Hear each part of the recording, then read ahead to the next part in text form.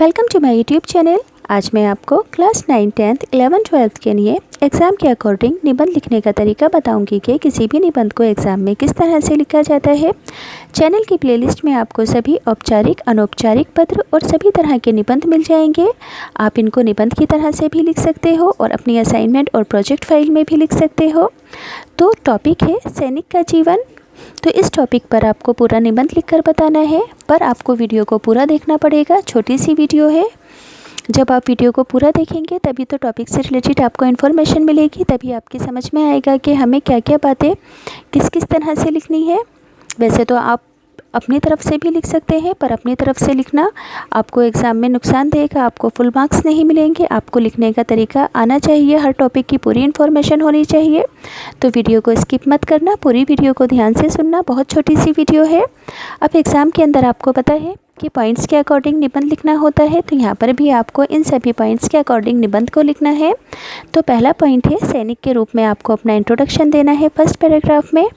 फिर शारीरिक दृढ़ता, सेना में भर्ती के बारे में बताना है, यानी कि अपनी शारीरिक मजबूती के बारे में बताना है। फिर सैनिक के रूप में अपने चुनाव की प्रक्रिया बतानी है। फिर प्रशिक्षण यानी कि ट्रेनिंग स्थल तक जाने की यात्रा के बारे में वर्णन करना है। फिर सैनिक के तौर पर जो आपको कठोर ट्रेनिंग दी गई है उसके बारे में बताना है। फिर अंतिम पास आउट परेड को बताओगे, फिर ड्यूटी पर जाना और फिर लास्ट के अंदर सेवा का अवसर। तो यानी कि इन सभी पॉइंट्स को आपको यहाँ पर लिखना है। तो ध्यान से सुनेंगे, मैं पढ़कर बताती हूँ। मुझे गर्व है कि मैं भारतीय सेना का जवान हूँ। मेरा नाम राम सिंह है। मैं भिवानी हरियाणा का निवासी हूँ। भिवानी जगह का नाम है। मैं राजपूताना राइफल्स रेजिमेंट का सदस्य हूँ। मैं राजपूताना राइफल्स रेजिमेंट का सदस्य हूँ। इस बात को ज़रूर लिखना, क्योंकि देखो पहले पॉइंट में बोला गया है ना कि सैनिक के रूप में अपना परिचय दो, तो सैनिक के रूप में अपना परिचय दे रहे हैं यहाँ पर। अब मैं 25 वर्ष का हो गया हूँ। मेरा सुदृढ़ यानी कि मजबूत शरीर भारत की रक्षा के लिए समर्पित है। मेरे पूर्वज भिवानी के पास एक छोटे से गाँव में निवास करते थे। वही हमारी कृषि भूमि थी, यानी कि वहीं पर हमारी कृषि करने योग्य भूमि थी। मेरे पिताजी वहीं खेती बाड़ी का काम करते थे। मेरे घर की आर्थिक यानी कि पैसों से रिलेटेड स्थिति बहुत अच्छी नहीं थी। अतः मैं सेना में भर्ती हो गया। जैसे ही मैंने 10वीं कक्षा पास की, उत्तीर्ण की, तभी मेरे पिताजी ने मुझे सेना में भर्ती होने के लिए दिल्ली भेज दिया था। उस दिन भर्ती दफ्तर पर भारी भीड़ थी। हम सबको एक पंक्ति में, एक लाइन में खड़ा कर दिया गया। इसके पश्चात हमारे शरीर का निरीक्षण किया गया यानी कि जांच की गई। मेरा भी कद, छाती को नापा गया तथा वज़न तोला गया। इसके पश्चात डॉक्टर ने अन्य कई प्रकार की जांच की। 1 घंटे के पश्चात बताया गया कि मैं चुन लिया गया हूँ। इसे सुनकर मेरी प्रसन्नता की सीमा न थी, यानी कि खुशी का कोई ठिकाना न था। मुझे अपना भविष्य उज्जवल दिखाई दे रहा था। अगले दिन मुझे एक रेल का पास देकर मेरठ छावनी जाने का आदेश दिया गया। हम 15 जवान इकट्ठे एक ही डिब्बे में बैठे थे। हमें इस यात्रा में बड़ा आनंद आया। हम आपस में हंसी मजाक करते रहे। जब हमारी गाड़ी पहुंची तो वहां हमें सेना का एक ट्रक खड़ा मिला। उसने हमें प्रशिक्षण स्थल तक पहुंचा दिया, यानी कि ट्रेनिंग कैंप तक पहुंचा दिया। अब हमारा प्रशिक्षण कल से प्रारंभ हुआ। वे 1 वर्ष का प्रशिक्षण इतना कठोर था कि उसे याद करके आज भी रोंगटे खड़े हो जाते हैं।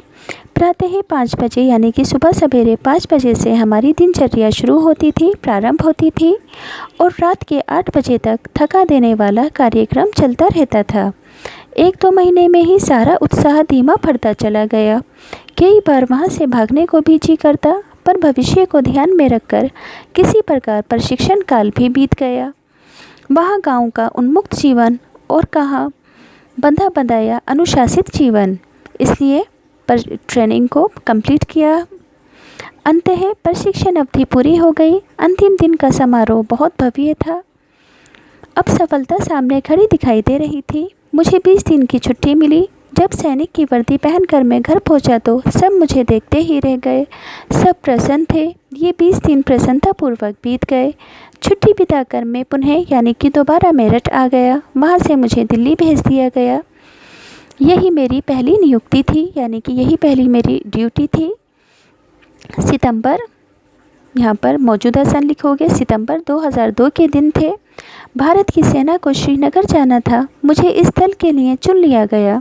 मैं अपने नए कार्य क्षेत्र के लिए सहर्ष तैयार हो गया था। मैं 1 मास तक श्रीनगर में रहा। वहाँ हमने शांतिपूर्वक चुनाव संपन्न कराए। एक मुठभेड़ में मैंने 2 आतंकवादियों को मार गिराया। इस संघर्ष काल में उत्कृष्ट वीरता प्रदर्शित करने के लिए मुझे राष्ट्रपति महोदय ने वीर चक्र से भी सम्मानित किया। ये दिन अत्यंत गौरव का दिन था मेरे लिए। मेरी ये कहानी बहुत लंबी है। मेरे जीवन में बहुत खट्टे मीठे अनुभव हुए हैं। सैनिक बनकर मुझे कोई पछतावा नहीं है, बल्कि सैनिक ना बनता तो पछताता। मुझे स्वयं पर गर्व है कि मैं देश की सेवा करने का अवसर पा सका हूँ।